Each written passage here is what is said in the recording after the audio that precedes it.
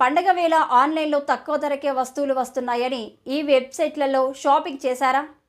ఇక మీ పని అంతే. మారుతున్న కాలానికి అనుగుణంగా నేరాలు కూడా మారుతున్నాయి. ప్రపంచంలో ఏదో మూలన కూర్చొని మన ఖాతాల్లోని డబ్బులను కొట్టేస్తున్నారు.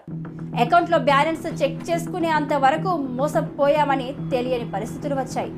అయితే కొన్ని సైబర్ నేరాలకు నేరగాళ్ల తెలివి కారణమై మరికొన్ని మాత్రం మన అత్యాశే కారణంగా మారుతుంది.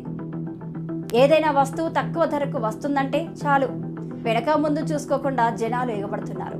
అది అసలు వెబ్సైటా, నకిలీ వెబ్సైటా అని కనీస ఆలోచన లేకుండా షాపింగ్ చేసేస్తున్నారు.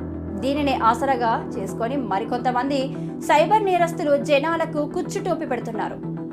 ఇకనైనా సైబర్ నేరగాళ్ల పట్ల ప్రజలు అప్రమత్తంగా ఉండాలని వికారాబాద్ జిల్లా తాండూరు డీఎస్పీ బాలకృష్ణారెడ్డి సూచించారు. అమెజాన్, ఫ్లిప్కార్ట్, మింత్రా ఇలాంటి పాపులర్ వెబ్సైట్ల ద్వారా చాలామంది ఆన్లైన్లో షాపింగ్ చేస్తూ ఉంటారు. అది ఓకే, కానీ మార్కెట్లో కొన్ని ఫేక్ వెబ్సైట్లు కనబడుతూ ఉంటాయి.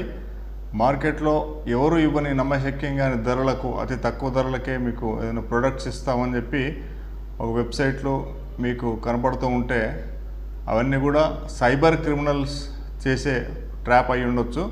మీరు అట్లాంటి వాటి ద్వారా ఆన్లైన్ షాప్ చేసే ముందు ఒకసారి వాటి రివ్యూస్ చూడండి.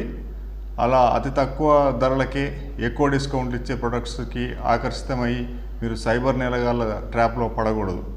ఇలాంటి ఆన్లైన్ ఫేక్ వెబ్సైట్ల గురించి జాగ్రత్త వహించండి. డబ్బులు ఎవరివి ఊరికే పోవు.